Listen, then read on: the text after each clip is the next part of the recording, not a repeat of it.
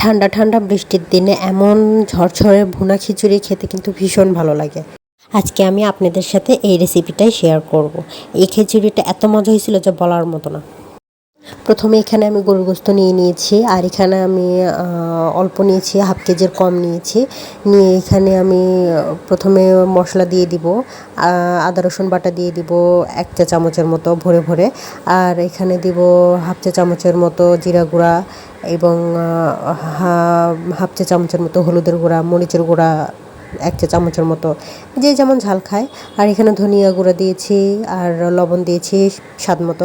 আর এখানে এই গুঁড়াগুলো হচ্ছে সাদা এলাচের গুঁড়া, এখানে আমি শুকনা এলাচ গুঁড়া করে নিয়েছিলাম।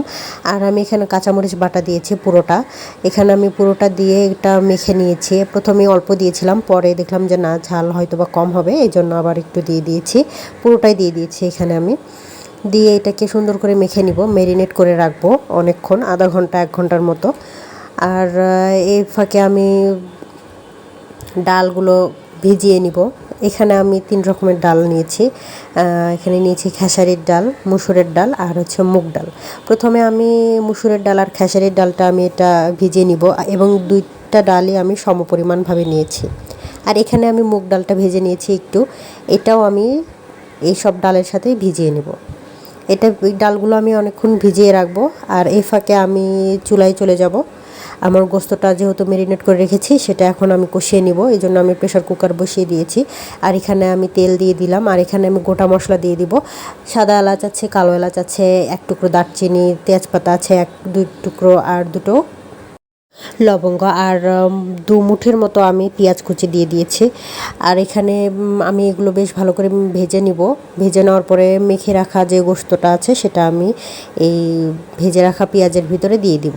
পেঁয়াজটা যখন হালকা বাদামি হবে তখন আমি এই ম্যারিনেট করা গোস্তটা দিয়ে দিব। গোস্তটা ম্যারিনেট করার পর কালারটা এত সুন্দর আসছে, খুবই সুন্দর আসছে। আর এখানে আমি পুরো গোস্তটা দিয়ে দিব, দিয়ে এটাকে আমি কষিয়ে নিব। কষিয়ে কষিয়ে এটা যখন একটু পানি দিব, সামান্য একটু পানি দিব, আর গোস্ত থেকে একটু পানি বের হবে। এখানে আমি পুরোটা কষিয়ে নিব। কষিয়ে কষিয়ে যখন তেল বের হয়ে আসবে, তখন আবার একটু গরম পানি দিয়ে এখানে আমি প্রেশার কুকারে 2 থেকে 3টা সিজ দিয়ে নিব। আর এফেকে আমি দিয়ে দিচ্ছি গরম মশলার গুঁড়ো, দিয়ে এটাকে আবার একটু কষিয়ে নিব। কষিয়ে নিয়ে এখানে গরম পানি দিয়ে দিব পরিমাণ মতো, দিয়ে এটাকে আমি 2 থেকে 3টা প্রেশার কুকারে সিজ দিয়ে নিব। আর ঘরোয়া যে সমস্ত উপকরণ আছে সেগুলো দিয়ে খিচুড়ি রান্না বা গোস্ত রান্না কিন্তু অনেক মজা হয়। এখানে আমি শীষ দিয়ে নিয়েছি, আর এখন আমি এটাকে একটু কষিয়ে কষিয়ে ঝোলটাকে একটু কমিয়ে নিব। ঝোলটা যখন কমে যাবে তখন আমি এটাকে কড়াইতে তুলে দিব। আর এখানে আমি কড়াইতে এটাকে কষানোর ফাঁকে ফাঁকে আমি কালাই এবং চাল দুটোই আমি ধুয়ে নিব। এখানে আমি পুরোটা কালাই ধুয়ে নিয়েছি, আর এখানে আমি নাজিরশাহী চাল ব্যবহার করেছি।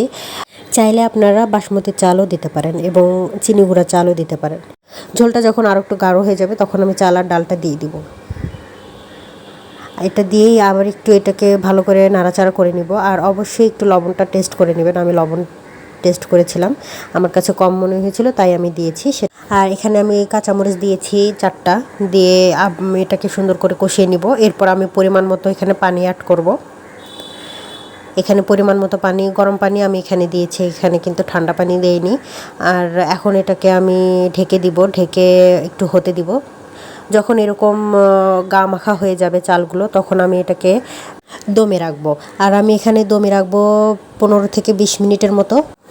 তারপর এটা ঢাকনা উঠিয়ে আমি চালগুলো সুন্দর করে নেড়ে দিব। নিচেরগুলো উপরে আর উপরেরগুলো নিচে দিয়ে দিব, উশমিশ করে দিব, যাতে সুন্দর করে সমস্ত চালগুলো ফুটে যায়।